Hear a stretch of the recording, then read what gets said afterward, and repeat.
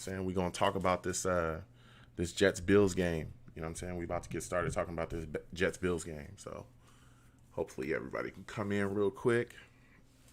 You know, everybody's on their stuff. Hope everyone's having a good day today. Hope everyone's doing well. I know it's crazy out here these days. You know, things be getting crazy. Let's see what we got here. So, yeah, we're going to be talking Jets Bills today. You know what I'm saying? We talking Jets Bills today. Today we are talking that. So we're going to get the show started in a little bit. Man, so much to talk about. So much to talk about, man. Whoa, it's insane. It is absolutely insane. If you're in the chat, this is your first time watching me, you can hit exclamation point links.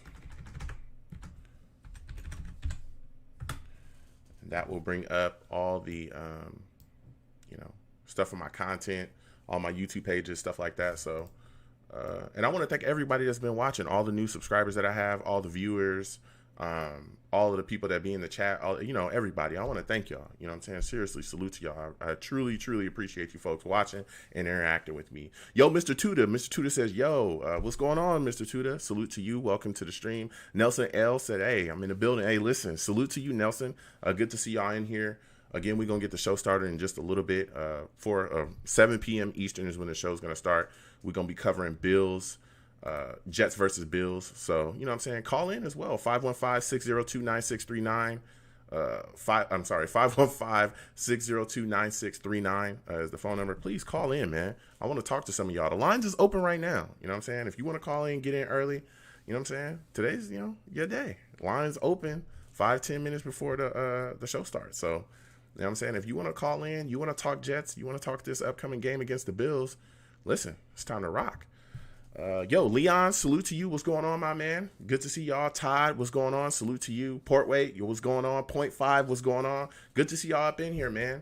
I'm gonna mute the stream real quick because I gotta get everything started. So I'm gonna come back and we're gonna start the show. All right, hold on a second, folks.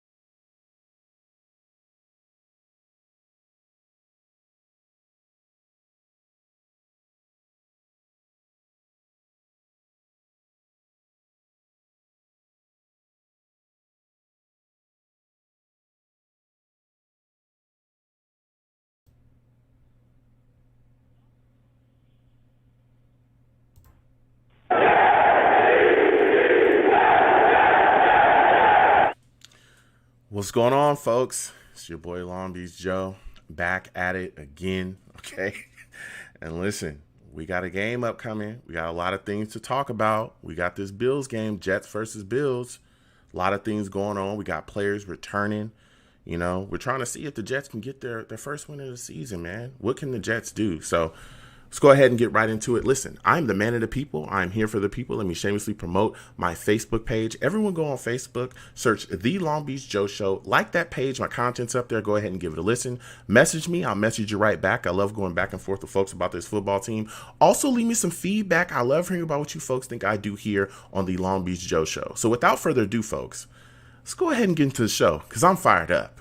So listen, we're going to get to the callers. We're going to get to everybody in a second. Just kind of starting out, listen, the Jets right now looking for that first W. That's what they're doing. And we got a team that's coming in that's banged up. This Bills team has a lot of injuries on it. Josh Norman, so on and so forth. There's a lot of guys that are not going to be playing. And you're looking at this Jets team, we're getting people back. Mims activated. This is supposed to be his first game this year. He's making his season debut. We're getting Sam Darnold back as well. So he's going to be our starter this game. Becton is also going to be back, the big left tackle that we, have been excited about all season. So this Jets team is coming in, against a team that's banged up, it looks like we should be able to take care of. But we're wondering, can we get the job done? Can we go in there and do what it takes to get the win that we need to get on the season? Where is this Jets team going to be? You know, are they going to be coached correctly? Are they going to come out and look like they're prepared? Are they going to come out flat like we've seen in the past? What is this offense going to look like? Are we finally going to figure out a way to utilize Sam Darnold, his skill set correctly? You know, what about Mims? What's going on with him? Is Adam Gase going to find a way to implement him within this game plan as well, especially with the Bills secondary being as banged up as it is? There should be things that we should be absolutely be able to attack out there. And I want to see what the Jets are going to do, especially defensively too. Because let me tell you something. We talk about this offense being bad every single week, but this defense is garbage. Okay, this defense has let up a lot of yards as well, gotten ran on, all kinds of things. So we're going to get into all of that. But before we get there, okay, everyone knows I'm wearing pink. I'm a big supporter of the Susan G. Komen Foundation. I'm bringing the fight to breast cancer. So we have a guest that's going to come on, Dr. Robina Smith. She's going to come on and talk to us a little bit about breast cancer and kind of explain to us what it is and how it affects the body. Dr. Robina Smith, I want to welcome you to the Long Beach Joe Show. How's your day going? It's going well, Joe. Thank you. Thank you very much for inviting me to the show. And I'm excited to talk to your listeners about all things pink, if you were. Absolutely. I couldn't wait. And again, I want to thank you for coming on the show, Dr. Smith. Dr. Smith, can you explain to us what breast cancer is? Sure. The simplest way that I can explain this is if you think from the day that the sperm meets the egg, all the cells are programmed to create our body. Every cell has a instruction on what to do. And so as we're being born in our mother's belly, we have cells that go to particular parts of our body, cells for the skin, cells that's going to be breast, cells for the liver, cells for the bone. All these cells are programmed. They have instructions to grow. They have a cycle. We call it the cell cycle. They have to mature, and divide, and then to actually die. There's something called a programmed cell death that happens. Cells mature, they regenerate, and they die off. When cancer happens, no matter where it is in the body, no matter what cell it is in the body, something happens in that cell cycle and it doesn't follow instructions. So when cells mature and they divide, there's a point in time they're supposed to stop dividing, and then they actually die and regenerate. When cancer happens, they're stuck on the making copies of themselves, if you will. There's something called a mutation. Something happens to the cell. It just doesn't follow the instructions. And it just keeps dividing and dividing and dividing and dividing. And essentially, that goes unchecked. Our bodies are born with a surveillance, the cops of the immune system. They're called natural killer cells.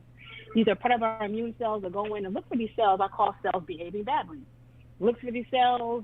You guys are supposed to stop dividing. You're not dividing. We'll try to kill it. And there's things that happen in the body that they take care of. Cancer cells that'll never come to fruition. However, even cancer is smart enough to evade them. Kind of like, when you think about football, your analogy with football, right? You have an offense and a defense. There's cancer cells that they're smarter than our immune cells, and they know how to evade them, and they're allowed to keep dividing unchecked.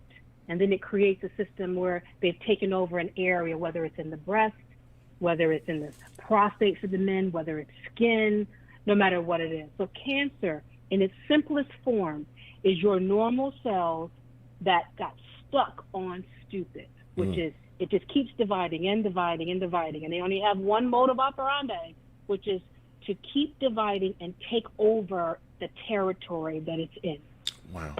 That's a great. The simplest way I can explain it. Yeah, that is a wonderful explanation, Dr. Smith. And you talked about it taking over and trying to find ways to continue to multiply itself. How important is early detection, Dr. Smith?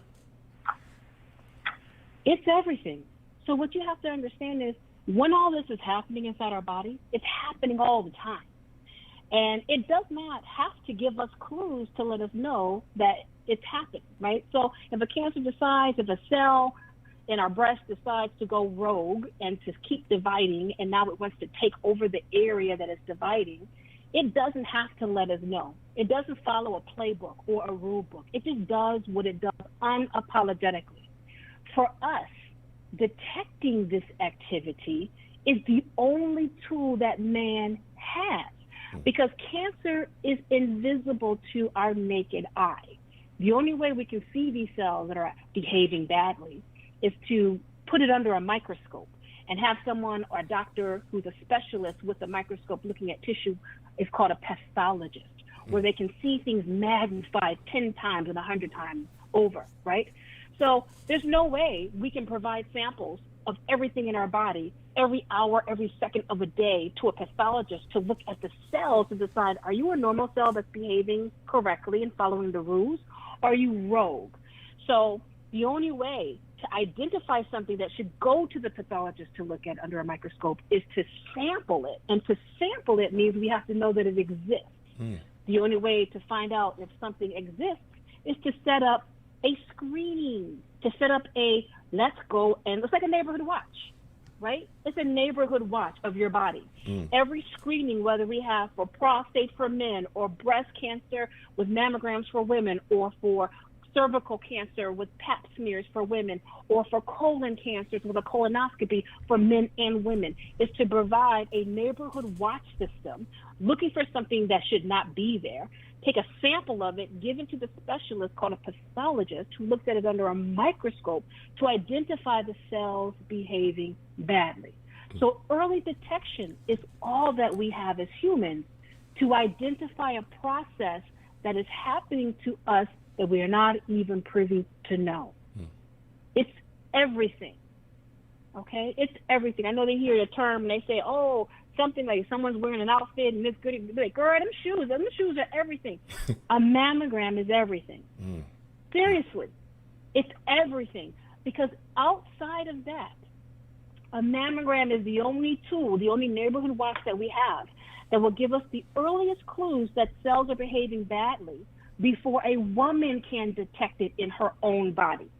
With a lump or a mass or skin changes or bloody nipple discharge, or even for men, a lump that is created that's felt because, you know, there's not a lot of breast tissue that men have, but they do have breast tissue right behind the nipple in the areola area. So they feel a lump, or like, for example, I had men in my practice, they were police officers. They wore a bulletproof vest. Their vest is fitted to their dimensions, right? So it's tight. So if they're wearing something against their chest and now they're having pain because something is growing in a space that was not intended for it to be there. So before we get to the point where a woman can identify something in her own breast, we have set up Neighborhood Watch, where we're looking at all women, all comers across the board every single day, from the time we tell them to start doing mammograms, which for the most part may be 40 for some women, it may be between 40 and 45 for the average woman. It could be younger for women who are identified as possibly having cancer younger than 40. But we set up a neighborhood watch so that we can find it before the woman does.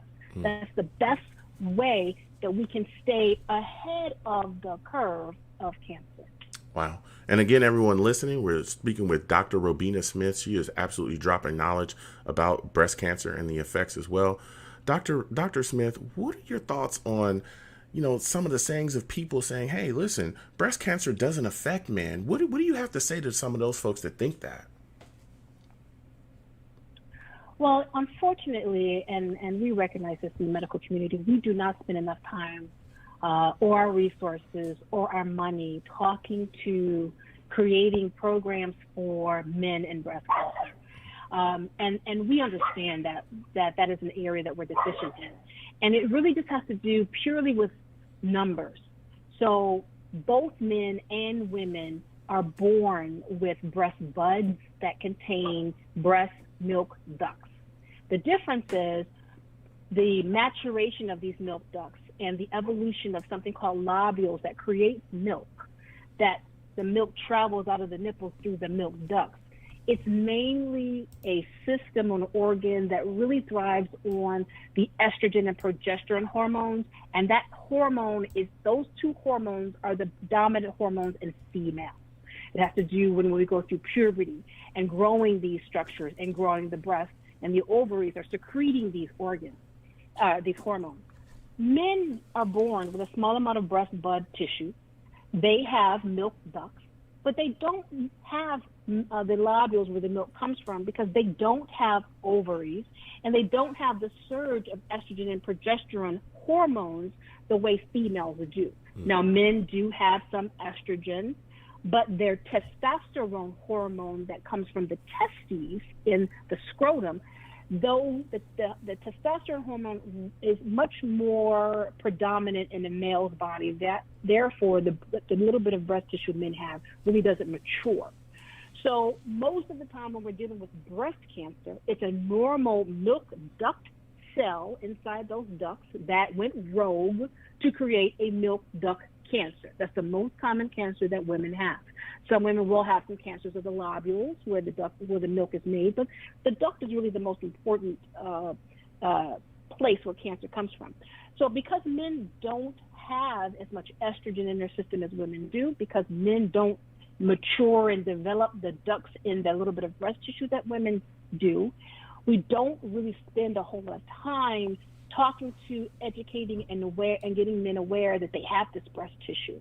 The only time it becomes an issue in a man's life is when there is abnormal stimulation of that breast tissue behind the man's nipple and areola. And when it happens, it's called gynecomastia. Gyno meaning it's it's the tissue. It's kind of like that's the term we use. We talk about gynecology, right? You're dealing with like hormones, and the mastia represents breast.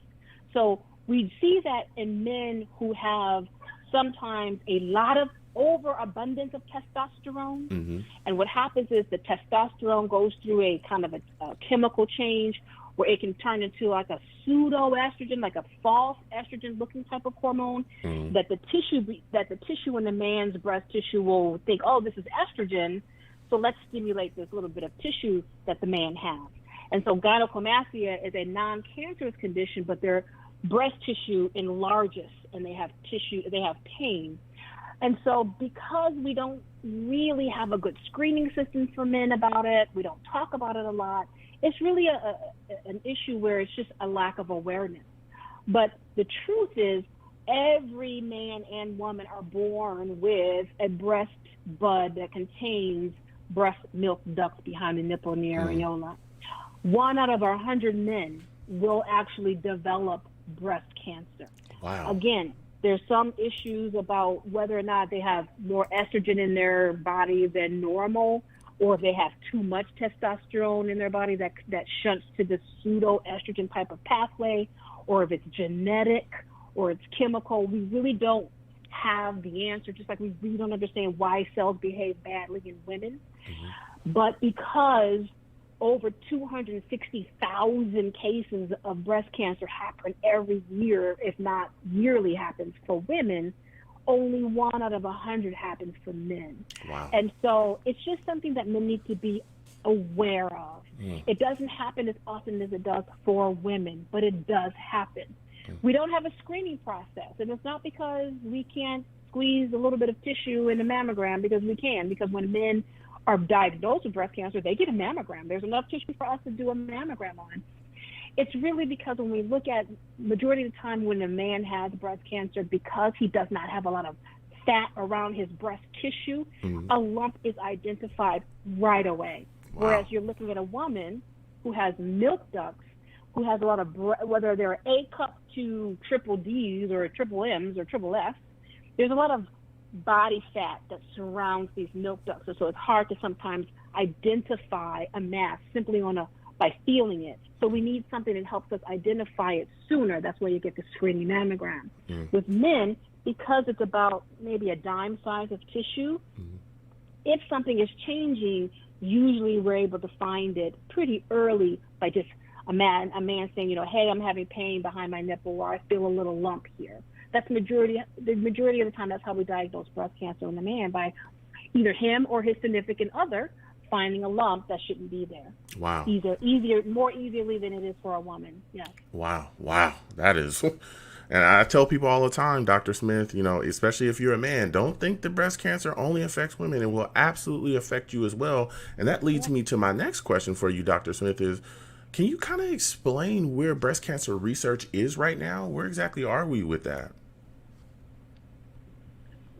So besides trying to understand why we're behind the eight ball, because that is the biggest hurdle, which I try to get people to understand about cancer, no matter where it is that cancer doesn't have to go to medical school to learn how to beat cancer. It does what it does. We as man, right, have to understand something that does not leave a rule book or a playbook behind.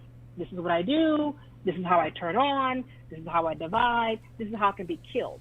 So we are constantly trying to win a game against an opponent that has been winning and doing what it's doing unchecked for centuries.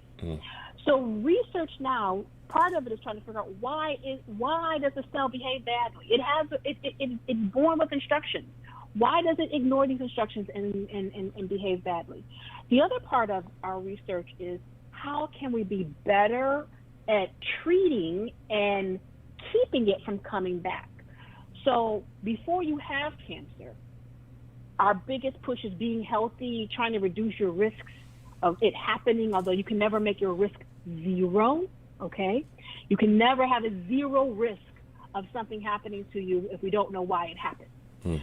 So besides trying to figure that out, we say, okay, after we treat it, if we catch it early and we know it's there, we have a plan. We attack it, we remove it, we do whatever we need to do to try to prevent it from coming back, whether one gets what's called systemic treatment, chemotherapy, they get pills, hormonal therapy, they get radiation.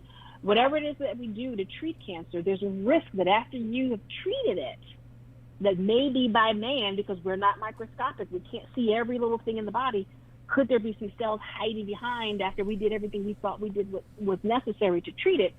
Are there some residual cells when we were trying to make a comeback? Well, if so, what can we do to prevent that? That's why people get medicine after having surgery to have the cancer removed. Maybe they've had radiation to where they had the cancer. The reason why there's treatment after that is to try to prevent an attack in the future.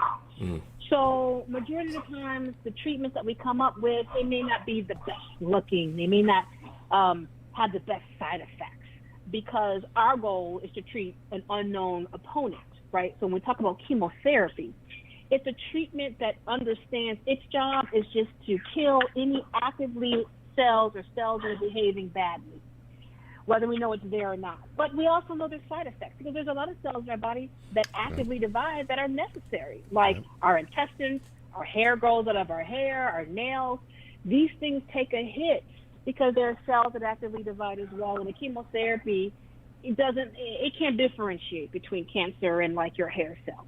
So we try to come up with more targeted medications that specifically target cells that are somewhere in the body that's outside of the breast, but it looks like a breast cell, or it's cells that respond to estrogen and progesterone, but it's not necessarily a breast cell, or it's not like a skin cell or a hair cell. There's the less side effects. So research now is trying to find pathways that will specifically kill the cancer cell and not affect the rest of the body, the normal cells that are actively dividing. Okay. So that's where we are in terms of research, being more specific about cancer, targeting the cancer cells, less side effects, targeting cancers that are harder to treat, like triple negative, for example, being able to find other medications outside of chemotherapy for that. And also there's research trying to figure out why are these cells behaving badly in the first place. Yeah. Ooh, everyone listening, Dr. Robina Smith, that's who we're speaking to right now. She is calling in, dropping all kinds of knowledge about breast cancer and how it's affecting the community, the world right now. My final question for you, Dr. Smith, is how can my listeners get involved with the Suze G. Komen Foundation?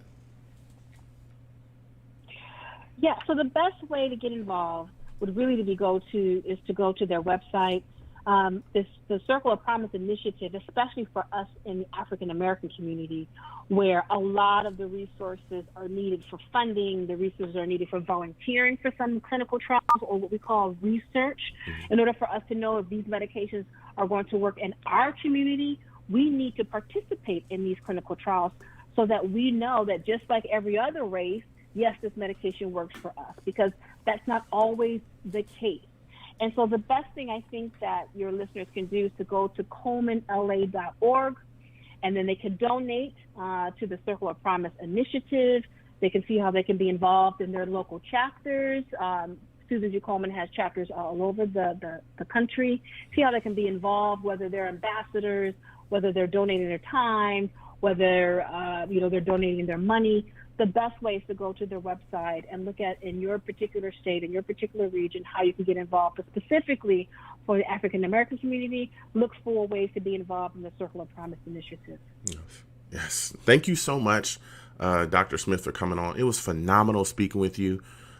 Thank you so much again for coming on and just dropping all of the information that you did for me and my listeners. We greatly appreciate it. Thank you. Thank you. And thank you, John. Thank you for allowing me to talk to the listeners and trying to spread the knowledge, because it's more than just pink. That's what I try to teach the people. It's more than just pink. You can wear pink and it sounds nice, but be an advocate behind it. And understand what the real fight is. Exactly. So thank you so much. Thank you again, Dr. Smith, and you have a good night. You too. Thank you. Take care. Bye-bye. Listen, Dr. Robina Smith came on and absolutely dropped some knowledge on us. Again, I'm a big supporter of breast cancer awareness. And again, I've partnered with the Susan G. Komen Foundation this year to bring the fight to breast cancer. Anyone listening, you can go to all of my social media, across, even on my YouTube pages as well. You can go down there. It's a donation link down there that will take you directly to a fundraiser page to where you can donate. That money goes directly to the Susan G. Komen Foundation. And it's just all about, spreading the awareness of breast cancer and doing whatever I can, or doing whatever we can here at the Long Beach Joe Show to bring awareness to the community. We talk football, we talk Jets, we love doing that, but we also love, bringing in awareness to things that's going on out here. And let me tell you something, breast cancer is serious business. It's absolutely serious business. So again, we want to thank Dr. Smith for coming on and absolutely spreading, the message of what's going on out here as far as breast cancer. Phenomenal person to speak with. So now, we're going to come back, we're going to come back to this Jets. I'm going to keep this pink on, because again, pink boys, we still, gotta bring up this fight. But listen, we're going to go back and talk Jets. 515-602-9639 is the number if you want to call in. We got Jets Bills. All right. We got Jets Bills, and this team right now is hungry, looking for its first win. Bills are banged up. The Jets got some players coming back. I'm going to go directly to the callers. Again, my boys in the chat, please keep chatting. We're going to come back. I call you guys the savages. That's what you are. A bunch of savages in the chat. I'm going to come to the savages in a second. Just in case this is your first time listening to me, I also live stream during my live radio show. So when I talk about, talking to the savages, I'm talking to my chat because they have a lot of things that they want to say. It kind of is what it is. Again, 515-602-9639 is the number if you want to call in. Lines are open. We got quite a bit of callers already. So I'm going to go to my first caller first. Man, it's going to get crazy. We're going to go to Elias. Elias, man, give me your thoughts about this Jets team going into this Bills game. And how do you feel? How do you feel so far about this team being matched up with this banged up Bills team? Joe, how's it going, man? How you doing? What's going on, my friend? How are you feeling? I'm honestly kind of looking forward to this game for the sole fact that I believe Sam's going to play tomorrow. And you got Mims, who I'm excited to see. Hopefully Beckton's playing. So I still want to lose because I explained this to my friend the other day. I think we have the second hardest schedule, and there's a lot of other crap teams in the league too, like the Giants and the football team. Let's say we go 1-15 and the Giants go 1-15. Well, they would get the first pick because they have an easier schedule. So I feel like the only way we have to go 0-16. So it's going to suck now, but when draft rolls around, and then your video last night got me super torn on the whole Sam versus Trevor argument. Like I'm thinking like, oh well, we need, I want a new a rookie contract. We don't have a quarterback making a ton of money, but also you're not paying anyone else, like besides Mosley maybe. Yeah. But well, here's my thing. Not even playing, but here's my thing, and again, I want to thank you for calling in, man. I love talking to you on a weekly basis. Here's my thing about this, is that, and we'll talk about the Bills game in just a second, but the thing that bothers me about certain parts of the fan base is they're so quick to just throw things away when they don't kind of take a look at all aspects of what's going on, right? Of course, Sam is not going to look like Aaron Rodgers, Tom Brady, Drew Brees, or any of these other guys if you don't give him the proper weapons or the proper protection or the proper coaching. We've seen other quarterbacks struggle, in a lot of the same ways when they didn't have those things. Hell, even Roddy White, a guy that literally, came out and said that he was telling Trevor, listen, do not go to the Jets franchise because you don't want well, he came out and said it, but if you also look at other things that he was saying on social media, he said that because he realized that, hey, they're not helping Sam Darnold, so they're not going to help, Trevor. They're not going to do that. And I brought that up, a lot of that up as well, because guess what? A lot of the people that are screaming for Trevor this year were the same people that were saying that we should suck for Sam. Oh, Sam Darnold's going to turn everything around, but we don't give him anything. It's not going to help us. I understand that Trevor Lawrence is a great young QB, and everybody likes him, and they think he's going to come in the league and do great things. I get that. He looks great. But here's the problem. We don't have enough. We don't have enough. Unless Trevor can throw to himself, unless Trevor can block for himself, throw to himself, and score touchdowns, right? Like, I'm going there. You know what I'm saying? Unless he can do all those things, does Trevor play quarterback, running back, wide receiver, left tackle, guard, and center? Does he do all of those things? I'm saying, unless he can do all of those things, we have the major issues and major holes here. And that's why the idea of Trevor even saying that he does not want to play for the Jets, or even the Jets moving down and away, and I don't like to give away a lot of my takes too early, but I'm going to start doing that just because we should trade down. This is a chance that we have to truly restructure this football team in the correct way. It took years. I'm talking years for our roster to get this bad. Think about how long Mike McCagnon had to ruin this franchise. Years. And this was right after Idzik. So it took years for us to get in this position, and we have a chance to truly shorten that rebuilding period. We have a chance to truly shorten, the gap between us not being competitive at all and us competing. And I think that we should take that jump because, again, and I always bring this up, and it's because it's a very valid and great point. Most of our franchise, I think pretty much all of our franchise records offensively, right? As far as QB, like top offense and stuff like that, it's held by Ryan Fitzpatrick. That offense that offense that was off the charts, that smashed all of our franchise records, was quarterbacked by Ryan Fitzpatrick.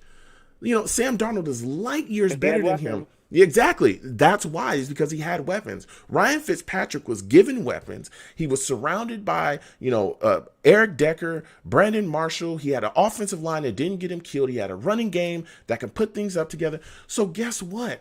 If we do the same thing, even if you feel like Sam isn't Aaron Rodgers or whatever, even you've seen even a mediocre talent, which Sam is not a mediocre talent. He's way above average, but even a mediocre talent can put you in a position to be great and win. That's exactly what they can do. So I'm all about surrounding my young QB that I know has talent, that I know has what it takes, surrounding him with weapons, finally protecting him, getting the right quarterback in there, to step, or getting the right coach in there, to step in and do what it takes to have us ascend to the next level. Because it's going to be tough for us. Because you don't have protection. You don't have any of those things. And I feel like what we'll do is we'll put Trevor in the same situation that Sam is in. And in a couple years, when he's getting hit a lot and he's worried about, we'll be talking about the same thing, and there'll be the same amount of fans screaming, hey, listen, we got to get rid of this guy for the next guy. No, I'm all about building around what we have here. And I do not understand why people are so afraid of paying somebody on this football team. Listen, when you get good players, you're going to have to pay them. I know some of y'all don't like that idea, but guess what? This is an impact position, right? QBs around the league. It's not, look at all these other teams, right, that are QB-less, that are waiting, that are starved. We talk about on this show every week. Ryan Tannehill went to Tennessee. They paid him, bruh. They paid him. Like they paid him because they realized, whoa, wait a minute. This guy is really good. We knew that he was good. We knew that he was being mismanaged by Gaze. We knew he was good, but man, this guy can really lead us. He can be our franchise guy. Let's lock him up immediately. That's what you got to do in this league. It's a quarterback league. You got to pay quarterbacks.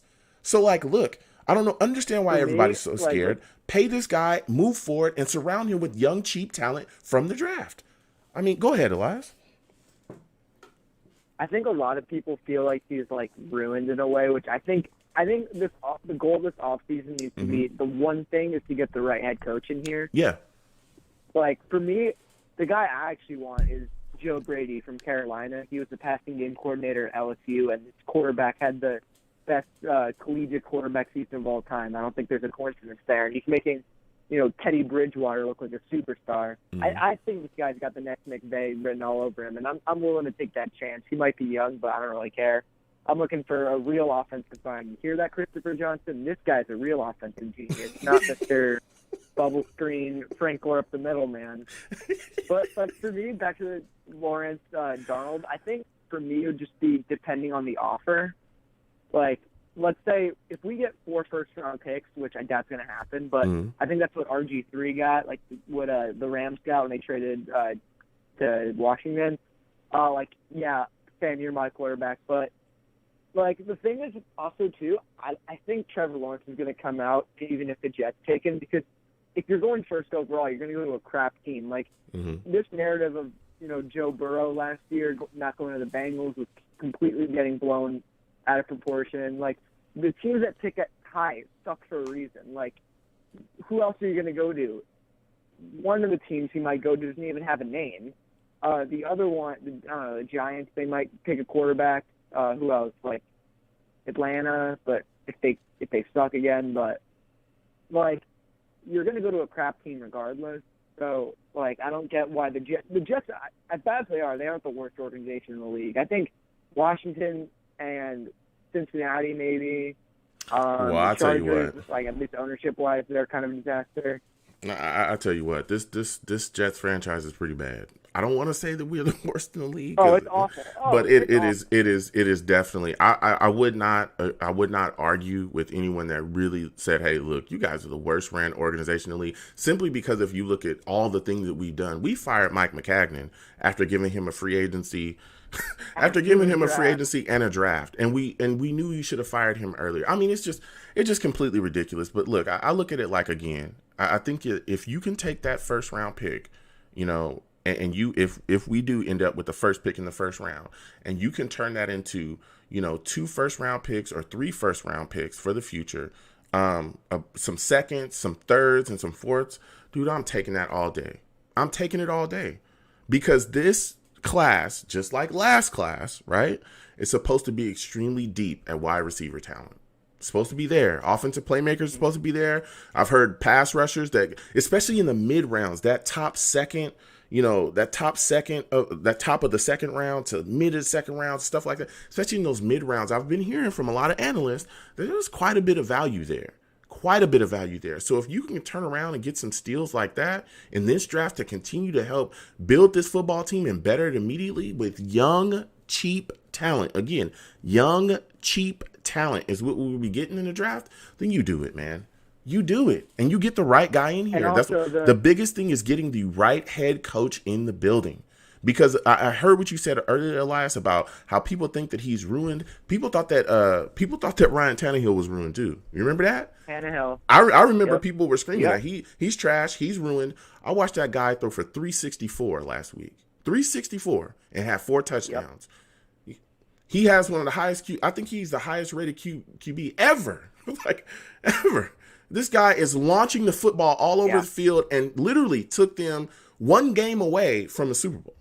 I mean, he's playing like this guy. So is he ruined? Because if that's ruined, I need ruined quarterbacks over here. If that's ruined, give me some of that. You know what I'm saying? But I want to get to this game with you, Elias, because we could talk about this all day. But I want to get to this game with you because I have so many things that I want to talk to you about because you know your stuff and you're one heck of a Jets fan.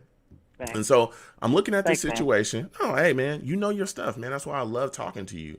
When you look at this situation right now, we're going into, a game where the Bills are banged up, but we're getting some guys back. And one of those guys that I'm extremely excited about is Mims, man. He's going to be making his first, NFL debut. It's going to be his first game in the NFL. What are your expectations of him in this football game, man? So it's tough because I'm super excited, but I'm not going to keep my expectations too high. I won't be surprised if he balls out, but he was hurt throughout most of training camp with the Roto situation. There's no preseason, none of that. So and he hasn't gotten that much reps, at least with the starting team and stuff. So I'm hoping he can. The thing I'm looking for is we need a guy who can make contested catches, those 50-50 balls. We got no one. We got speed guys who can't catch anything. We got little dudes who obviously can't get 50-50 balls. So I think that's if he can turn into that, that's kind of what we need. Now I'm interested what he's doing throughout the rest of the season. The one thing he just needs to stay healthy. Yeah, that's the biggest thing. Yeah, I'm really excited to watch this guy play. I love that pick. I thought he might have gone in the first round, and the fact that we got him after trading back in the second was pretty sweet. So I think it's I heard people saying oh well, maybe we shouldn't have gotten Mims. Look how Chase Claypool, all these guys are playing. I'm you haven't seen the damn guy play yet. Give the guy a chance. Yeah, look, I think we were all excited. Like you said, you look at the value of where you got him at, especially we got him after Joe Douglas traded down, and we were all like, what the heck is this guy doing? Why did he trade down from that position and was still able to get him later in the second round? So like you said, I want to see him just stay healthy for the rest of the season. I want to see what he has to give us. Because let me tell you something, we're hurting at wide receiver. We need a number one. We need to see what young talent can do here, and he possesses a lot of the traits that we need. He's a bigger guy, fast. They talk about how he can make plays. Things that he needs to improve on is going to come along. But if we can get some young talent in here that can really provide a reliable set of hands for Sam Darnold, that does nothing but bode well for the football team. And that takes me to my next question for you, Elias. We talk about young players on here, especially in the situation that we're in. There's a young player, P. Ryan, that we're all seeing has not been utilized correctly as of yet, right? We're still wondering. So I know now we're going into this Bills game, right? Adam Gase told us when Le'Veon Bell left that he was going to utilize P. Ryan. He's going to implement him in the system. That game right after didn't happen. Do you think that P. Ryan gets a load of the carries in this game? Is this finally the game where he's going to get more carries than Frank Gore? Hell no, that's not happening. Adam Gase is our coach. Gore, baby. We need Gore. He can be here for the long run. Oh man. So yeah, so you think Gore still will get a bulk of the carries and still completely, just they'll kind of shelf P. Ryan quite a bit and not utilize him as effectively as they should? Probably. I hope I'm wrong, but he said, yeah, this is P. Ryan's chance to be the guy, and I was like, dude, that's not happening. Listen to yourself, and then Adam Gase, Frank Gore. Oh, that Ty Johnson guy played pretty well last week, but I want to see P. Ryan get a bunch of carries, even if he's not playing well. I don't even care if we lose, honestly, because it's not going to affect. We're not making the playoffs or anything. So this is a one game I'd want to win, just because I live near Buffalo. I'm surrounded by annoying Bills fans who want to tell me how good they are. Mm-hmm. So, this is the one game I think it would be awesome to win. But then if we're picking second, I kind of think, man, I wish we lost that. But I feel I don't think we're going to go in 16, to be honest. It seems like we always win that one game. That's I don't know. Yeah. It's rare for a team to go in 16. But, yeah, if we had to win a game, this would definitely be the one. I always say I hope they lose, and then when the game starts, I get mad at them for playing bad. But I think I want to see the building blocks play well. So, like, if it was Flacco and Gore winning us the game, I'd be pissed. But let's say it was, Sam, Mims, P. Ryan, Becton, like draft class, stuff like that. Mm-hmm. Like Quentin Williams went off, get that trade value up. I'd be happy about that. Yeah. So what is your final prediction for the game, man? I'm taking the Bills. Their defense has surprisingly been really bad this year, which is kind of their strength. So I don't think it's going to be super close, but maybe like Jets 14, Bills 28, maybe something like that. Oh, okay. So you're taking the Bills win. Listen, man, I want to thank you for calling in. Next time I have a show, please call in, man. I love talking to you about this, the Jets team, man. You have a good night. 100%, man. You too. All right. Whew. Listen, Elias calling in. And he had a lot of science, a lot of knowledge to drop about these Jets, man. He took the Bills, I'm figuring there will be quite a bit of people that will take him tonight too. But, he dropped a lot of science about the Jets, knows his stuff. So I want to thank him again for calling in. Again, 515-602-9639. I know got quite a bit of callers. I will get to you folks. Just please be patient. But I'm going to go to the Savages really quick. We're going to go to the chat. We're going to see what they're saying in the chat. Dark in the chat says, you don't pass on a generational talent like Trevor, bruh. Come on. Oh, well, listen. I hear you, Dark. First, salute to you. Welcome to the stream again, Dark. Listen, I understand what you're saying, but guess what? Sam Darnold was a generational talent as well coming out the draft. Anybody remember that? Anybody remember when we were literally jumping to the moon about being able to draft Sam Darnold and how shocked a lot of people were as well because everyone figured that he would go number 1 or number 2 because the Giants, didn't take him either. And we were just stunned by that fact. And how every single analyst said, hey, this is the kid that's going to turn your franchise around. He's going to change everything, in your building. All you got to do is surround him with stuff and he'll just go to work. He's a hard worker. He's great on and off the field. You don't ever have to worry about it. Anybody remember all that stuff? Because I do. And I also remember us doing everything that we possibly could to ruin him as well. Not giving him protection, not putting him in a position to make plays because we didn't have the adequate weapons at all. And then we turned around and got rid of a bad coach like Todd Bowles because we said, hey, you're not the guy. We can't have you around Sam Darnold. You're going to ruin him. And then we handed him to the QB killer, Adam Gase. So come on. I understand people are talking about, generational talent. We have a talent here. But if we're not utilizing him correctly, then what exactly are we doing? If we're doing everything we can do to stunt his growth, how are we helping our franchise? We're not. The best way that I think to help this franchise is to trade that pick and get a bunch of capital back and surround our franchise quarterback with real weapons. That's what I think we should be doing. But we'll continue to talk about that probably, throughout the season. But I want to get back to these callers in a second. Again, my chat boys, keep chatting. I'm definitely going to come to you folks. But, I want to get to these callers, so I want to get back to them. So, listen, caller that's calling in, I want to talk to you about this Jets team, this Bills team as well, this matchup. I want to get your thoughts on this matchup and how you feel about this Jets team going into this game. Hey, Joe. How you doing, man? Hey, how's it going, my friend? How are you feeling today? Oh, I'm doing pretty good.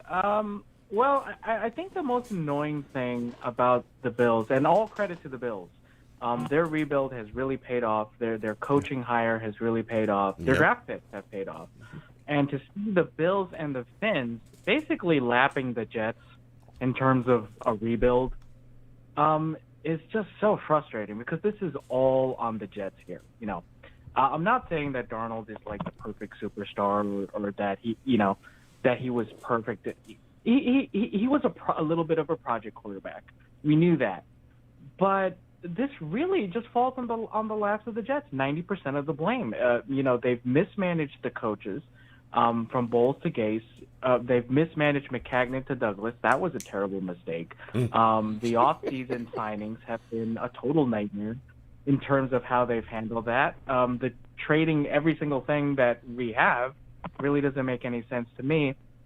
And a lot of these draft picks are not panning out. We're lucky if the guy is even starting. That's when we're oh, hey, he's starting. Wow. That's really the feeling for these draft picks.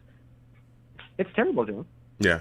Yeah, look, and again, I want to thank you for calling in. It's, to me, I look at this situation where I understand that people are enamored with Trevor Lawrence, and I get it.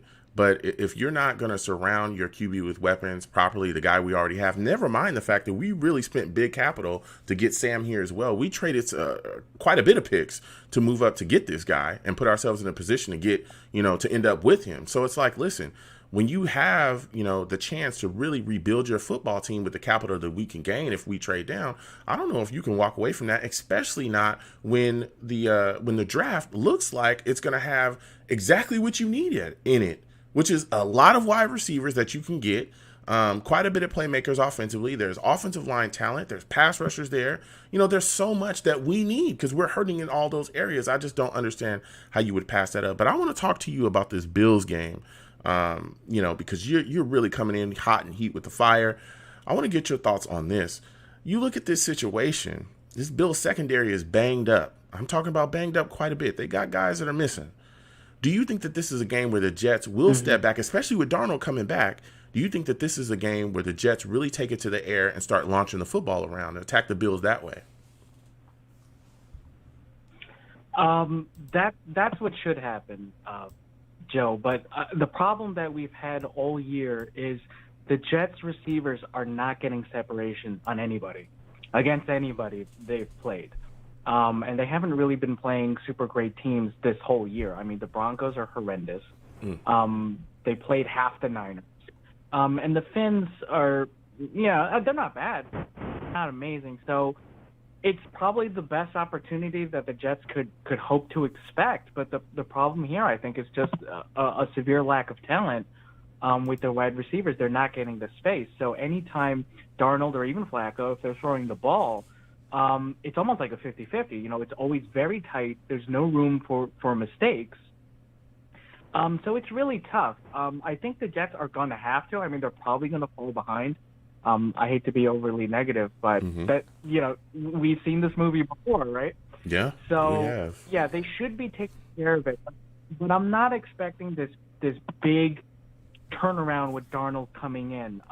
It's just been 2 weeks. So I'm not really seeing anything that would strike me as a dramatic change. I think Darnold is, he needs to play this, right? But I, in the back of my mind, I can't have a little suspicion as to why he's starting.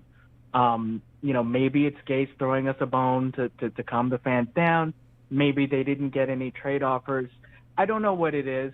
But for Darnold, regardless whether he's going to stay here or not, he really needs to have some good games. And even if he's not completing passes, he needs to be throwing the ball out of bounds instead of, taking a big sack or throwing a pick. Those kind of things, they can't happen, at least for him, if not the Jets. Yeah. What are your thoughts about Mims coming back? Because you talked about the talent, so far it hasn't looked good, and I'll agree with you. Perryman, Barrios. I didn't think we really expected these guys to really show up and show out. Really, the only guy that's really performed well is Crowder, but we'll talk about him in a second because he's out this game. He's doubtful. But what are your expectations of Mims going into this game? Because this is going to be his first game starting. Right. I'm expecting a lot from him, a fair amount. I mean, I know he's been out, but now that he's coming back in here, I want to see some energy from this guy. I want to see hustle, if nothing else, and him really, trying to get the space. If the ball comes his way, to not make those drops that we've seen 1,000 times, or it hits him right in the hand and then he lets it go. Yeah. I understand that sometimes there's some tough passes and Darnold may have to bullet it to him, but I want to see some catch, make a couple catches to impress us. Yeah. I'm not expecting a giant game where he's scoring a lot of touchdowns, but if he can just make a couple catches that it's a third down conversion, maybe it's a 20-yard play, maybe it sets us up in the red zone, something like that. We need to see that. The Jets so desperate for anybody who can do anything on offense. And if Mims comes out and he's kind of flat and he's kind of slow and he's not really putting in the effort, then that's really frightening because there's really just nobody out there to help Darnold. So he's our last hope. It almost feels like a little bit. Yeah, yeah, And what are your thoughts about the return of Becton as well? Because I know some people that are really excited to see him back out on the field, kind of coming back from that shoulder issue that he had. Well, hopefully he's back because he's healthy, and I'm hoping they're not forcing him a little early. I understand, Darnold's coming back, so I don't want them to be like, well, rush him back because we're going to need someone to protect Arnold. So I'm hoping that's not the case. I'm hoping that he's 100%. He's done well in these games. He hasn't made any big blown tackles. He hasn't had any huge penalties or anything. So hopefully that's what we see, that he looks like he's 100%. If he's looking hurt or if he's looking like he's really getting overwhelmed, then, we can all flip out after the game that they trotted him out there for kind of, I don't want to say meaningless games, but it's not worth risking a guy who, with all our expectations, should be here next year. Yeah. He should be here for a while. Yeah. So let's not burn him out right now for this little short term. Yeah, yeah. And now to go over to the defensive side of the ball with you, how concerned are you about Josh Allen, him using his feet and kind of moving around as well? Because we saw that in the first game where we played him. He was able to extend plays, getting outside the pocket. Are you concerned the defense is going to allow him to do that as well in this game? Yeah, it's so annoying that last year we could say, hey, maybe we're terrible, the defense is pretty bad, but we can stop the run. And that's completely apt this season. It just is. Man. So I'm expecting Allen. If it worked last time, why wouldn't they do it again? Yeah. The good news, I think, for the Jets is at least Allen has had some trouble with possession of the ball. He's had a couple fumbles. He's had a couple picks. So he does make mistakes that the Jets can exploit. And the Jets have gotten interceptions over the last 6 weeks. They haven't meant much, but it does happen. I'm seeing picks happening. I'm seeing fumbles happening. So the Jets are getting the ball. They're getting those turnovers. The problem is very rarely does the offense get what they should out of it. Mm-hmm. So I think that's kind of what I'm expecting. I'll expect the defense to get 1 or 2 turnovers. It's not going to have the impact on the game that it should, but I imagine that's what's going to happen. Yeah. I'm concerned as well, like you talked about as well. I'm a little concerned of him getting outside and using his feet. But another thing that I'm concerned about is the Bills looking at this situation, especially with Pierre Desir, and going, you know what? This is the game where we're really going to feed Diggs quite a bit. We're going to find a way to isolate Desir on Diggs, and we're going to utilize, this weapon because we don't think Desir can be able to cover. Could you see the Bills doing that? Absolutely. Look, you don't have to look at too much Desir tape to see that he gets horribly burned. Yeah. A lot. This season. They should be doing it. I think the main problem that the Jets have, partially with their schedule, just kind of like looking ahead, is that all the teams that they're playing, they're playoff teams or they're teams fighting for the wild card. So the Bills can't just kind of like walk in here and kind of sleepwalk in this game. They really need to win this game. Everybody the Jets are playing this season need their wins against the Jets. Yep. Because the AFC is so tight. So that's really, I think, killing the Jets more than kind of what they got away with a little bit last year. They played some teams that were stepping off the gas. Maybe it wasn't that important. Maybe, a trap game, the Jets would play that role, but that's not happening this season. Everybody's circling the Jets as like, okay, we got to beat these guys. Come on. Yeah. And with how bad the Jets are, if you lose to the Jets, I feel like your job should be in trouble because there really should be no excuse for anyone to get beat by the Jets. Really, it's really unfortunate that's where we're at, but that's where we're at, Joe. So I'm expecting the Bills to come out there. They're not going to step off the gas, and they're going to make sure that they're going to be ahead, and they're going to be scoring. They're going to be scoring. Well, give me your final prediction for the game. I think the Jets are going to come out, first drive, they're going to score a touchdown. Darnold's best drives are the opening drive or whenever the Jets get the ball. So I see them scoring there, but I just kind of see them sputtering out after that. So I think it's going to be 30-10, something around there. Oh, 30-10 Bills. Okay. All right, man. But listen, I want to thank you for calling in, man. 30-10. That's, it's tough. It's tough. But I understand why people are going with the Bills in this game. The way this team has looked so far, it's not, doesn't encourage anyone to take him. I'll tell you that right now. But, man, I want to thank you for calling in. It was great speaking to you. You have a good night, my friend. Thanks, Jeff. All right. Man, what a caller. Phenomenal. Again, everyone, 515-602-9639.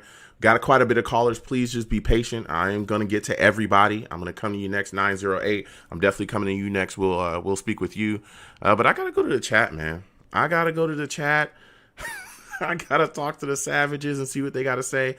Angel Reed, salute to you, Angel Reed. Angel Reed and the team says another team would probably rush to take Trevor from the Jets in a trade. And that's what I'm seeing. That's what I'm thinking as well. I'm thinking that, listen, if Trevor comes out, and Trevor, he's already declared, so he's coming out. But if Trevor, if we can find a deal, a right deal that fits what we need, that gives us the right picks, you got to make that move. You got to make that move. You got to do whatever you can to continue to better this football team. And let me tell you, we can do that. We can definitely turn things around. So I'm going to get back to these callers. 908, I'm coming directly to you next. I want to talk to you about this Bills game, things we got coming up, man. How do you feel about this football team, and what are your thoughts about the return of Sam Darnold? Long Beach Joe, it's your boy Steve. What's up, man? Long time no talk. Man, Steve, how's it going, my man? How are you feeling today?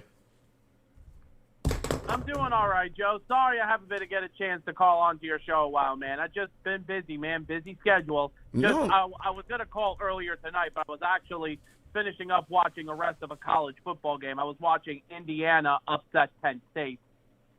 No, it's all good, man. You know what I'm saying? It's just always good to talk to you. So let's go ahead and get right into it, Steve. How are you feeling about the return of Sam Darnold and the first NFL game of Mims as well? You something, Joe? When I saw today around 3 o'clock when the Jets announced that Mims was going to be activated for tomorrow, that is probably so far the biggest sign of hope for the season so far. I mean, yes, it's also good that Sam is coming back tomorrow as well, but I'm very, very excited to see, Denzel Mims finally get his chance. I mean, the kid never had a chance, and today, and when I found the announcement, I was watching his bail. I tell you, he definitely has the potential to become a great receiver and hopefully build a future for Sam, and hopefully, Sam is going to be still our future quarterback. Because obviously, with this whole thing the last couple of weeks, Jet fans want the Jets to lose every single game so we can get Trevor Lawrence in as the first overall pick. I mean, I know it's probably something that you're holding a grudge around because I know that listen, Sam Darnold, your boy, USC, SEC. Well, wait. Hold on, Steve. Listen, I understand that people think that I'm, a Sam Darnold homer. I'm not. If Sam Darnold was bad, if I thought he was a bad quarterback and then we shouldn't move forward with him, I would say that. I talk about it all the time. I never thought that I never thought that Mark Sanchez will be that great for us. He never ended up being great. I wasn't the guy that was caping for Mark Sanchez when he was here. I said, hey, it is what it is if we move on from him. But the thing that I see with Sam is that why are we moving on from a guy if we haven't put him in the proper situation or put a proper team around him for him to be able to even show what he has? And even then, we've still seen flashes. You look at the situation, we are 0-8 without him. If you look at the entire record without him playing, we've been 0-8. If you look at our scoring this year, a lot of it was broken plays and a lot of it was him utilizing his feet to be able to make plays in this garbage-ass offense. So I look at this situation listen, if you take a young quarterback like that, a guy that's at the top of his class when you took him, and you never surrounded him with weapons, properly protected him, or gave him the right coaching, you got to do that. You got to turn it around, and we have the chance to do that if we trade that pick. Yeah, no, listen, if they ever did, if let's say they ended up having the number one pick and, if Joe Douglas decides that, listen, I still believe that Sam is still the future for this team. Because I even remember Joe Douglas said that when he first came in as Jets general manager, that he was a big Sam Darnold fan. But the thing is now going into this game against Buffalo, I mean, obviously we're 0-6 coming into this game. Buffalo is 4-2. I mean, Buffalo, the last two games, they've been in a really, really bad slump. I mean, they lost their last two losses, obviously, they lost to Tennessee 42-16, and then on the Monday game, they lost 27-17 or 16 at home against Kansas City. I mean, the thing is about Buffalo is that I will say this, because when I was looking at their injury report, Buffalo, I will say, is very, very, very, very banged up coming into this game. Yeah. I mean, they are a very banged up team. I mean, they're not going to have Josh Norman tomorrow. I heard Tre'Davious White is going to be a game time decision, but he didn't practice on Friday. I know John Brown. He's their second best receiver on their team. I know he's out not too. playing. So, but the thing is, he's out too. So, I mean, obviously, but the biggest concern about facing this Bills offense is, I mean, listen, I know Josh Allen is not the best quarterback in the league, but the thing that fears me the most about Josh Allen is how he can move with his feet. I mean, listen, he's not a good passer. I will say that. He is not a very good passer. I mean, yes, he does have the arm, but at most of the time, his arm can be very, very, very inaccurate. And, I mean, that's going to be the key thing for the Jets defense tomorrow, is that if they can prevent Josh Allen from running the ball, and if he's got to throw the ball a lot, and if the Jets can find a way to make turnovers against Buffalo and hopefully capitalize on them, that's the best chance of winning. But wait a second, Steve. Wait a second, Steve. Wait a second. Because I hear you. You're bringing the fire right now, man. And I hear what you're saying about Josh Allen and, keeping him in the pocket and not allowing him to run outside the pocket and make plays with his feet. But we've also seen teams be able to hand the ball off and run on us. I mean, the Niners did it. We gave a big yardage to the Niners. The Colts did it. The Broncos did it. I mean, aren't you concerned about them just being able to hand the ball off and run on us too? Because this defense is giving it up on the ground. Yeah, no. The run defense this year, honestly, has been a very big disappointment. And the run defense the last few years has always been very good for the Jets. But, I mean, the last time when the Jets had a really bad run defense, it was back like in 2012, if I remember. I mean, that run defense we had was terrible that year. But that's the kind of run defense it's been this year.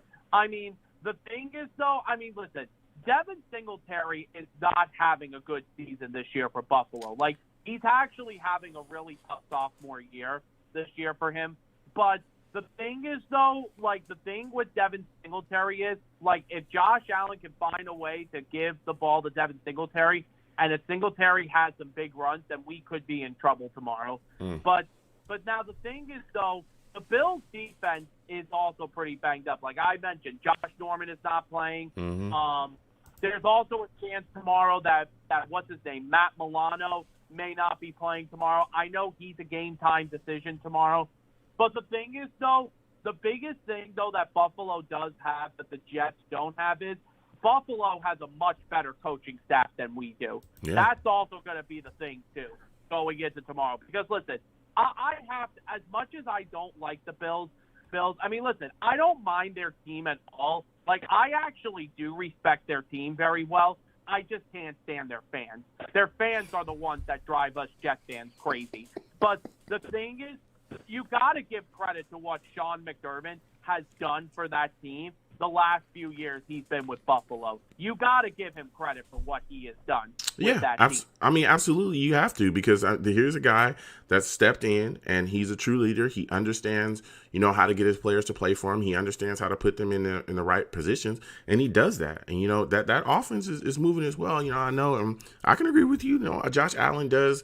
He can get inaccurate at times, but they've surrounded him with weapons and they give him protection so that he can be able to make plays. But even touching on the coaching point that you were making, Steve, you're, like I said, man, you're bringing the fire. How concerned are you that this team is going to be undisciplined like we've seen in the past and get a ton of penalties? Do you think that this is the game where they turn that around and they don't come out and play crazy undisciplined football? I honestly really hope so, because the penalties is another thing that's been really hurting us this year. That even when the Jets have made some big plays in games, like this year, when they had to make the key play, a penalty happens, and unfortunately, it's something that has really bit us in the ass this year. Yeah. It's just that is a problem. And I mean, if you look back to the Thursday night game against Denver, when Quentin Williams made the big sack on the quarterback, but he ended up getting penalized for that face mask, that really, really did hurt us. And that was honestly the best chance for us of getting our only W that night. But the thing is, though, what the biggest thing about going into this game tomorrow is, and I got to tell you something, this is possibly going to be a trap game for the Bills. I know some people are saying that this could be a trap game for them. I mean, we're 10-point underdogs going into this game tomorrow. We're 10-point underdogs.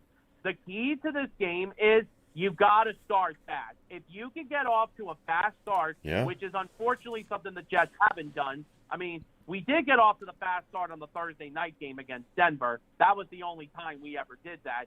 But if we got to get off on a fast start against this Bills team, because if you don't get off to a fast start against this Bills team, the Bills can easily take control of this game. Now, the other thing is, like, what is going to be a key factor is that in the last 2 years that we've seen Sam Darnold with this, when he came back from the foot injury, you know what happened? He went right into Buffalo, Week 14, 2018, had the game-winning drive against Buffalo and won.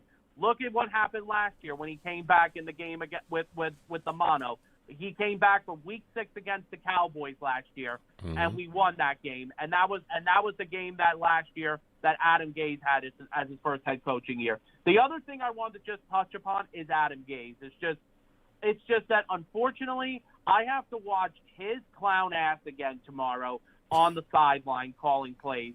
And it's just, the thing is, Joe, my biggest fear is that Adam Gase is going to come out and do these dumb plays like he'll do, like what he usually does. It's just, that's going to be my biggest fear. Unfortunately, I'm probably am going to see some of that tomorrow in the game. But the biggest, the biggest thing. Hold on a second. And listen, I hear you. But isn't Adam Gase at this point? Isn't you again? We've gone in with banged up teams. The Niners were banged up. They had a ton of a ton of injuries. The Colts had guys that were kind of down. The Broncos were really banged up as well. So we went in there against those teams and things were not like as they should be. And we ended up getting beaten in those games. The Niners game, we ended up getting smoked. You know what I'm saying? So when you look at this situation, again, we're going up against a banged up team. And I hear what you're saying about Adam Gase, the dumb plays, but don't you think he's under just a ton of pressure to ensure that this offense produces against this banged up Bills defense? No, this is a game tomorrow that Adam Gase needs to take advantage of tomorrow, because he's got to understand that Buffalo is going to be using some of their backup players. Like, they're going to be using their backup corners. I will say this. If Tre'Davious White does not play tomorrow for Buffalo, if he does not play for Buffalo, that is going to be something that's really going to hurt in their secondary. Yeah. And I mean, listen, he already missed one game this year, Tre'Davious White, and that was the game in Tennessee. Look at what happened in Tennessee. If you watch that game when Tennessee blew them out 42-16, like, if you watch that game, it's just that Buffalo's defense looked completely lost without him. Yeah, I mean, I look at it like this again, because, and you brought up a great point, and I talked about it earlier as well, the injuries that they have, offensively, of course, they're going to be missing John Brown. But when you talk about Tre'Davious Wright, Matt Milano, Cam Lewis is probably going to be gone as well. Josh Norman, is also going to be out for the game too. Listen, you got to take advantage of that. Joe, is not Josh Joe, I'm sorry. Even when Josh Norman is healthy, to me, he's not the same player he used to be. I think he's all listen, I hear you, Steve, but I'm here to respect everybody, and I understand, again, he's up there in age. He may not be the same player he was before, but again, we're not an extremely talented team. We're not. So we got to respect everybody that's out there. I so agree. You get what I'm saying? And I get it. He's not great right now. He's not, he's not the greatest. I understand that. But again, we're not an extremely talented team. So if you see that a guy's not going to be out there, their starters are missing. Tre'Davious White is probably, he's questionable, but more than likely he's not going to be playing. If he's not playing, these guys aren't out there. You got to attack that secondary. You've got to take it to the air, and you got to make them. You have to test them. You have to see, hey, look, you got to see if these guys can cover. Because if their backups cannot cover and their backups can get at it, then I don't know what you do. You attack their weakness, and right now, you look at the situation. Their starters are out. You got to go after those Bills corners. Am I correct, Steve? No, you have to go. Here's the thing. If Tre'Davious White is not going to play tomorrow, if he is not going to be playing tomorrow, you have to attack Buffalo's secondary. You have to attack the secondary. And that is something Adam Gase needs to do. But the thing that he's going to probably do is if he's going to go up against that weak secondary, there's going to be two things that could possibly happen tomorrow if Tre'Davious White doesn't play. Number one, he's going to hand off the ball more to Frank Gore. And then the other thing that he's going to do is those stupid screenplays. Oh, it's my just God. That's the biggest thing that's gonna. If that, Joe. No more screens, Steve. No more. I don't want any more screens in my life, Steve. I've seen so many screens this damn year. I don't want screens. I don't want screens on my windows. I don't want screens on my doors. I don't want any more damn screens. I'm just tired of screens. Everywhere I look, all I see is a damn screen. I don't want to see any more screens ever again at all. I don't like television screens. I'm tired of screens, television. Man. That's how we computer watch screens. We watch it on the television screen. Man, I'm tired of that. I'm so tired of screens. Joe, I'm gonna actually make you feel something better. You ready for this? Go ahead, Steve. Listen, Sam Darnold can finish a long touchdown run, not like Daniel Jones can, okay?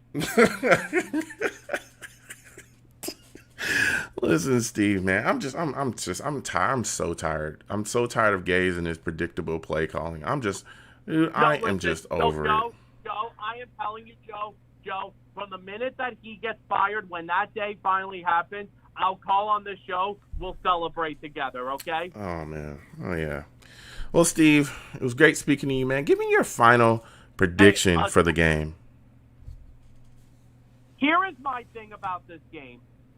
I actually do think the Jets are going to give Buffalo a really close game. Listen, it is a divisional game, and usually when we have these divisional games, I mean, listen, they didn't show up last week for Miami, unfortunately, but if I had to make a final score prediction with all of this with the Bills being banged up, unfortunately, I am going to predict that Buffalo will win tomorrow. Oh. If I'm going to make a final score prediction now, I'm going to predict Buffalo will win 24-20 tomorrow over the Jets. Oh, 24-20? So you think they keep it close? I think the Jets. I think it's going to be a close game tomorrow, but I have to give the edge to Buffalo. Wow. Okay. I respect that, Steve. Listen, man, I want to thank you for calling in, man. It was good to speak to you again. It's great to have Joe, you on. Yeah, go ahead. Listen. I am hoping I'm wrong tomorrow and hoping we get that W. Because listen, Joe, I can't be a team going 0-16. I just can't see it. I mean, unfortunately, Steve, I just don't want to see an 0-16 team. Neither do Steve. I really don't want to. I don't want us to go 0-16. And I know that there's a lot of people that think that we are going to, but I don't want to see us do that either, Steve. So, man, listen, I want to thank you for calling in again, man. You have a good night, Steve. Good night, Joe, and go Jets. All right, go Jets. Whew. Steve calling in, just bringing the knowledge, man. He's always a good fan to speak with, always good to talk to him because he knows his Jets. He knows what he's talking about. Again, 515-602-9639 is the number if you want to call in. Listen, man, Steve called in with fire. He called in with complete fire. He understands his football team. And even he took the Bills. Even he did. You know? And I understand it because, again, this team hasn't given a lot of people a lot of things to be excited about. Let's keep it real. Let's keep it all the way real. This team is not done enough. So I'm going to go to the Savages real quick. Going to go to the chat. I mean, they're going off in there. Romeo Anthony Colonio, salute to you, Romeo. Romeo in the chat says, the Jets on Sunday can't be competitive with no running game. That's a fact. That's a fact. You've got to find a way to be able to run this football and keep the Bills honest. Because I could also see the Bills sending some blitzes. I mean, McDermott over there, Dermy, he can draw it up. let's be serious here, okay? Dermy and the Bills, listen, Dermy can draw it up and he'll get it after you, okay? You got to find a way, you know, to keep these guys from trying to come on all these exotic blitzes from different places he's going to send them. So you got to keep them honest. You got to let them know, hey, we will run the football, you know, and the Jets do have to have a solid running game. And a big part of that is utilizing Pirine, okay? Stop utilizing Frank Gore like he's a 23-year-old running back that's going to be back here, you know, for the next 3-4 years. We plan on him to start. That's not happening. You need to utilize Pirine because he's a young guy with fresh legs. He can move. Utilize him not only in the running game, but also in the passing game as well, too. Swing him out the backfield, let him catch some footballs. He can do that as well. I mean, it's insane. But like you were saying, Romeo, he does. We do have to have, you know, a running game. We do have to do that. Romeo also says it should be nice. It sure would be nice if we had an all-stud pro running back who can run and catch the ball. Oh, wait, we did. Oh. People still upset about losing Le'Veon Bell, which is understandable. I am as well. You know, it's insane. It's completely insane. But we've got to find a way to utilize Pirine in these games that we have coming up. We absolutely do. I mean, it's the way that Adam Gase manages this roster, the way that Adam Gase, you know, handles this team offensively, it's atrocious. And that's got to change tomorrow. It's absolutely got to change. Because, and I was talking to Steve about this, but guess what?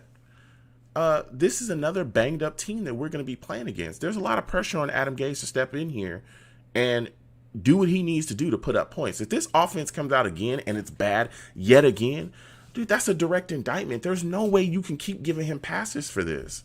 There's no way. It's completely ridiculous. I'm excited about Sam coming back. I'm excited about Mims coming back. I'm excited about Becton coming back as well. But if this offense, the game plan, if it's not good, if you're coming out and you're just calling dives every single first down, and then your third down play calling is extremely predictable, I mean, come on. It's ridiculous.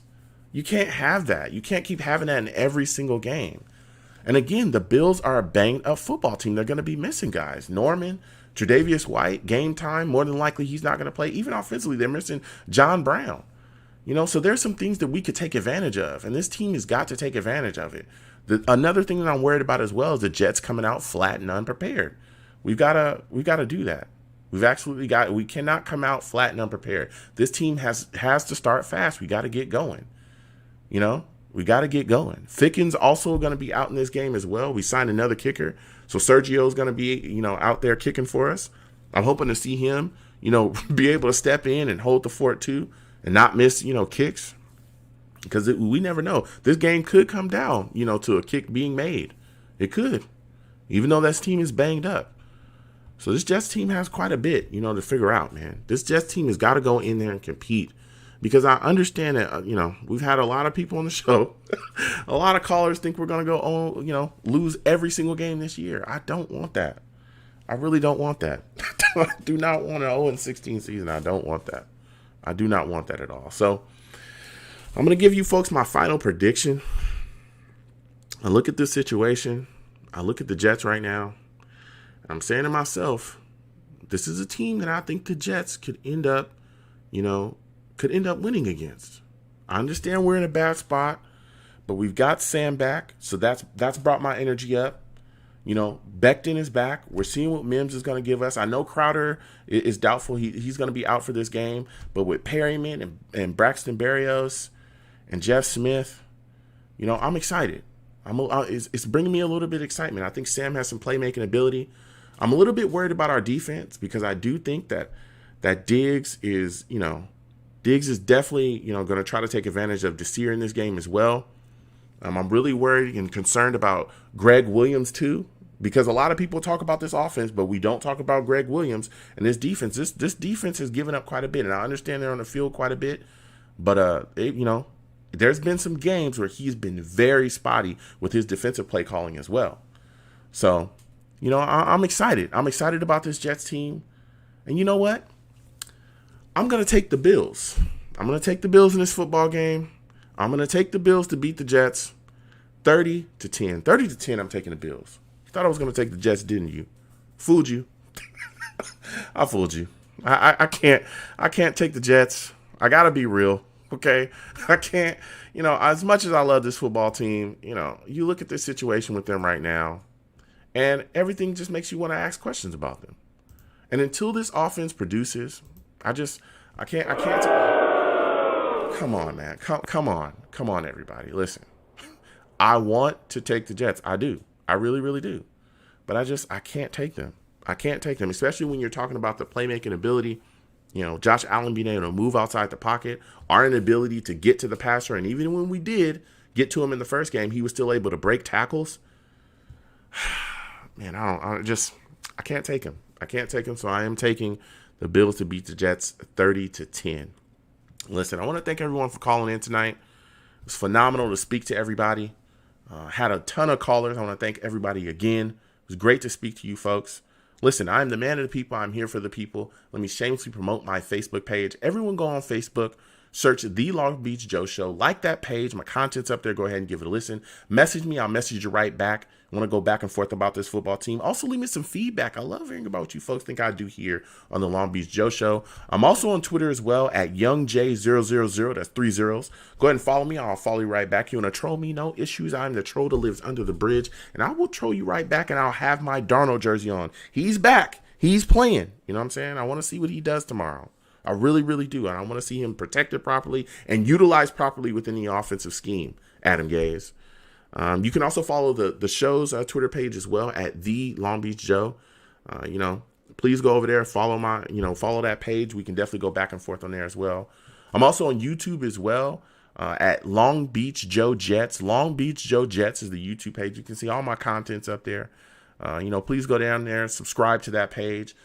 Turn your notifications for that page. Also, if you want to troll me on that page, no issues. I will troll you right back on that page as well. All right. I love going back and forth with folks. And as always, people, when you see me in person, it is arms out, chest open, free hugs for everyone. Free hugs for everyone that will cost you absolutely nothing. All right. No matter what anyone tells you, especially at a time like this, when this team's looking this way, because we're not looking too good, the hugs will always remain free. So I want to thank you folks for listening. You folks have a good one. Peace.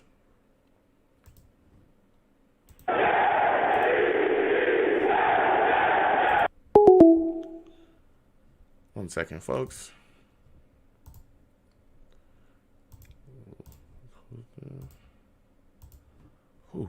Phenomenal show. All right. Listen, folks. That was great. I want to thank everybody for calling in. I had quite a bit of callers. I apologize to anyone that dropped off. I love, talking to people. Again, please be patient because, again, I get quite a bit of callers. And everybody wants to talk about different things. And so I try to get everybody's opinion and perspective, but I do, try my best to get to everybody. Every show that I've done, I got to everybody, even if I, gave you, 5 or 10 minutes or something like that. I definitely got to you. So please, when you call in, please be patient. You know what I'm saying? Please be patient. So it's always great to speak to you folks. So listen, everyone, again, if this is your first time watching me, hit ! Links in the chat. That will bring up all of my YouTube, all of my social media, everything. Please follow me across that. And again, I will be streaming again tomorrow. Tomorrow I will be streaming again. We're going to watch the game together, and then we're going to do a live radio show right after the game so we could talk about everything that happened in this game, against the Bills. So I definitely want to see y'all tomorrow.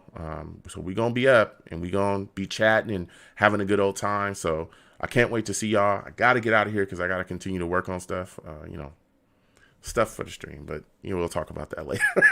we'll talk more about that tomorrow. But again, I want to thank everyone for joining me, seriously. So again, tomorrow, folks, for the Bills game, I will be going live here. Okay. We're gonna go live. Everyone knows we have a ton of fun. We talk a bunch of trash. I know a bunch of trash being talked. The Savages, love going back and forth, and I want to salute to y'all and thank y'all. Yo, Val Outlaw, Romeo, Dark, everybody that be in the chat, man. Rudy, all of y'all. Steven Gorey, salute to you. You know what I'm saying? Everybody, man. I want to thank every single one of y'all for coming in here tonight and, chilling and having fun, you know what I'm saying? And talking Jets, you know what I'm saying? I truly, truly appreciate it. So you folks have a good one. I got to go, but I will be back tomorrow. Again, I will be back tomorrow. And then right after the game, we're going to have a live radio show. So I'll see you folks tomorrow. You folks have a good one. Peace. And yes, Val, I will be live during the game. Yes, I will be live during the game. So we're going to watch the game together live, and then right after the game, you know what I'm saying? We're going to do that. So you folks have